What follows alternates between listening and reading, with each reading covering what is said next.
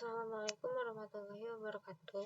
Di sini saya akan mempresentasikan mengenai materi modul 6, yaitu tentang lapisan tautan data.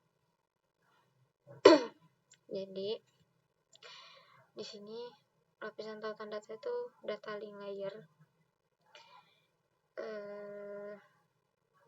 Kita masuk ke jadi judul topiknya itu ada tujuan data link layer, topologi, sama bingkai data link. Kita masuk ke tujuannya. Purpose of the data link layer. Oke, di sini ada jadi data link layer itu tuh lapisan kedua dari OSI layer. Dia itu nyiapin data jaringan buat jaringan fisik. Nah,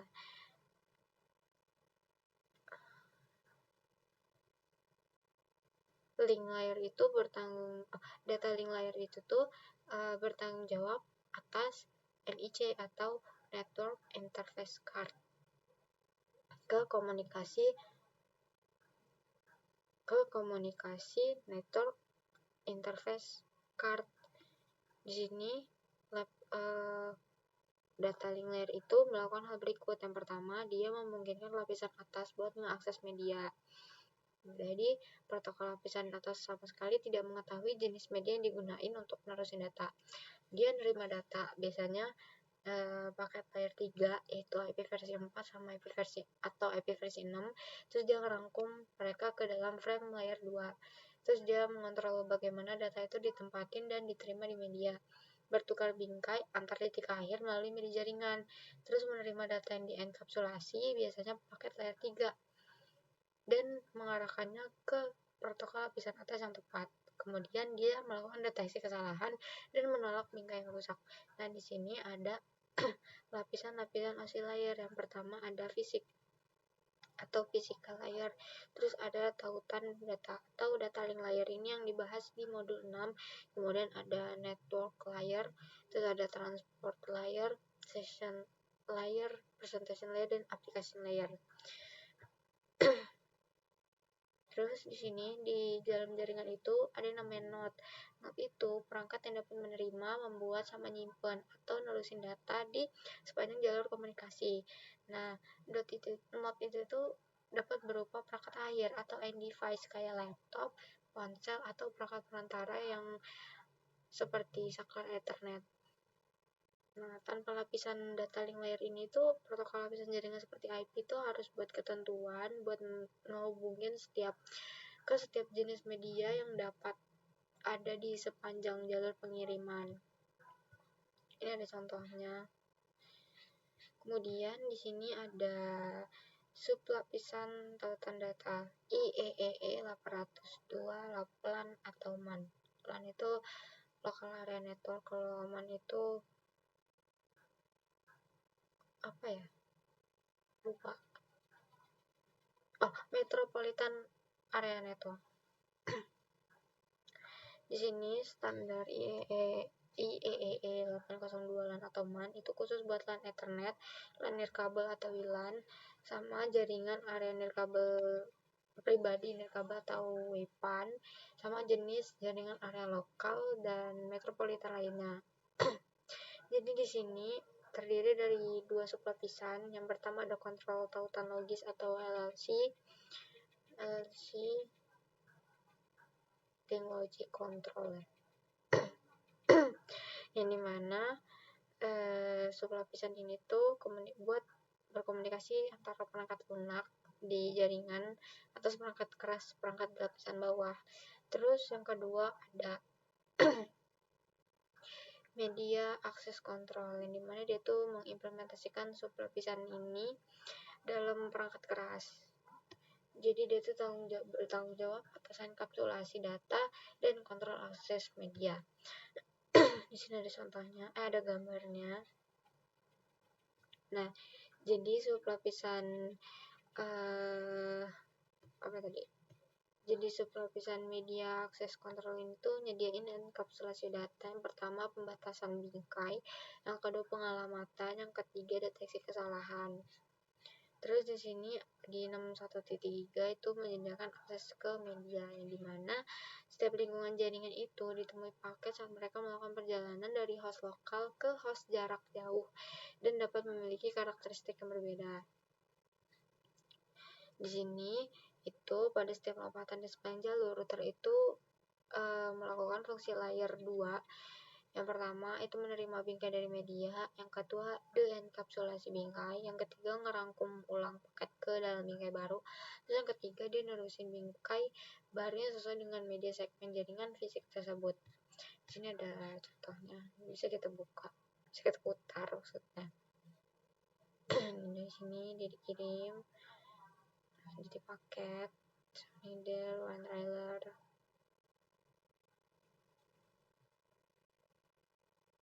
Oke, mungkin seperti itu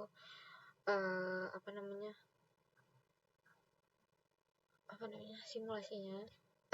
Kemudian di sini kita masuk ke standar link data link layer, yang dimana protokol lapisan data link ini umumnya tidak ditentukan oleh request for comments atau RFC. Jadi tidak seperti protokol lapisan atas rangkaian TCP atau IP. Nah, Internet Engineering Task Force atau IETF itu memelihara protokol dan layanan fungsional buat rangkaian protokol TCP/IP atau TCP/IP di lapisan atas. Di sini ada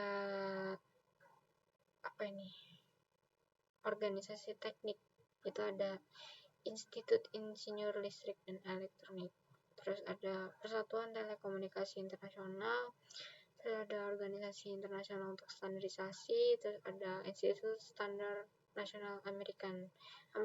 Ini ada logo-logonya. Oke, selanjutnya kita masuk ke topologi.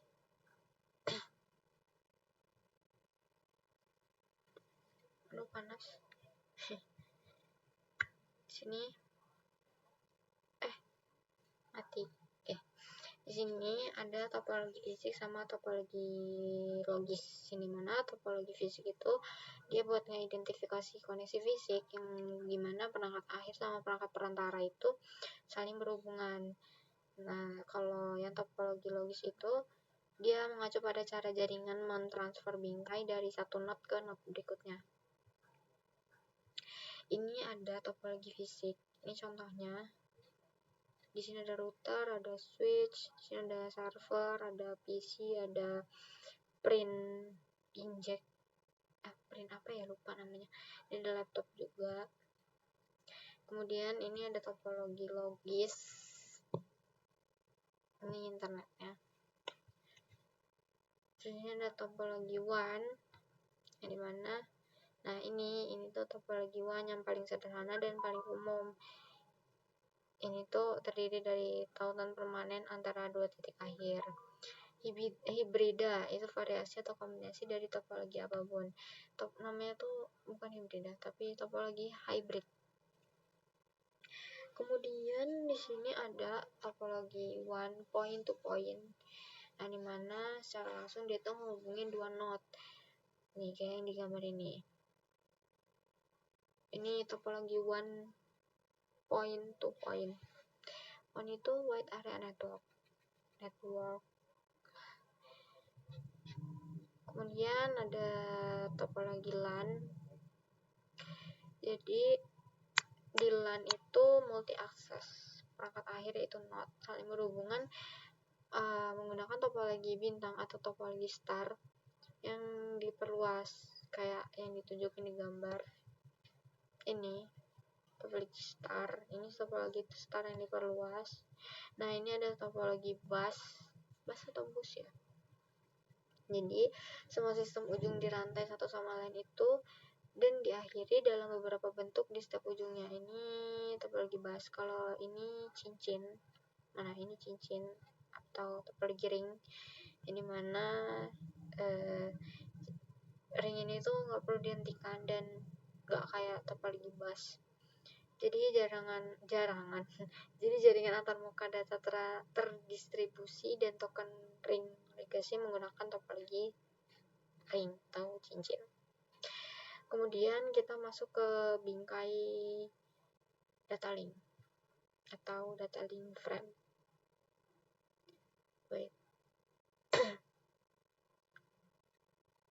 Oke, di sini ada bingkai. Ini mana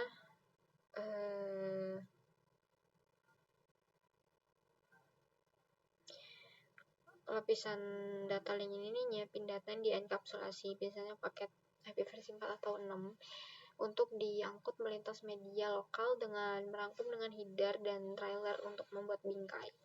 Jadi di sini setiap jenis bingkai itu punya 3 bagian dasar, yang pada ada tajuk, data, sama cuplikan.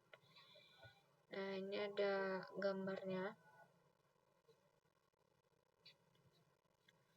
Kemudian di sini ada bidang bingkai. Jadi bidang bingkai generik itu ditampilin di gambar ini. Jadi pembingkaian pemecah aliran itu jadi pengelompokannya dapat diuraikan dengan informasi kontrol yang disisipkan di header dan trailer sebagai nilai di bidang berbeda. Jadi format ini tuh buat ngasih sinyal struktur yang dikenal oleh node dan didekodekan menjadi paket di tujuan.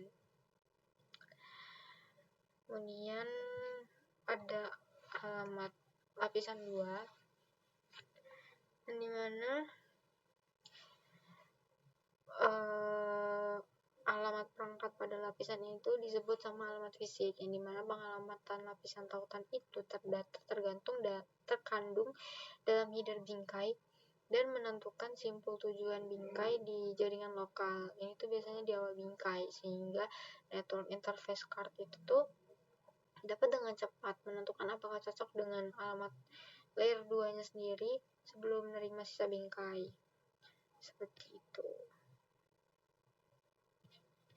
Kemudian ada bingkai LAN dan WAN.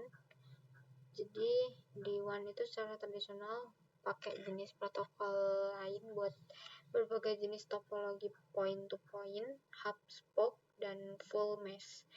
Jadi beberapa protokol WAN itu selama bertahun-tahun meliputi protokol point to point atau PPP, terus kontrol tautan data tingkat tinggi atau ADLC. ADLC itu apa sih? High Data Link Control.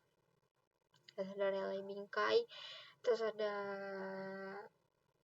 asynchron transfer mode dan X25.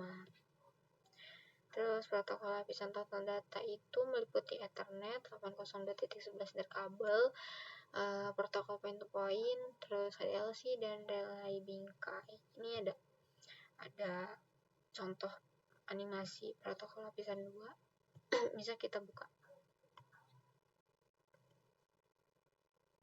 Ini 802 bingkai, jadi bingkai BPP dikirim ke router, jadi ADLC, terus dikirim lagi, diubah jadi relay bingkai, habis itu dikirim lagi jadi bingkai Ethernet, barulah dia ke PC, seperti itu. Oke, mungkin itu aja yang bisa saya sampaikan. Kurang lebihnya saya mohon maaf. Terima kasih. Wassalamualaikum warahmatullahi wabarakatuh.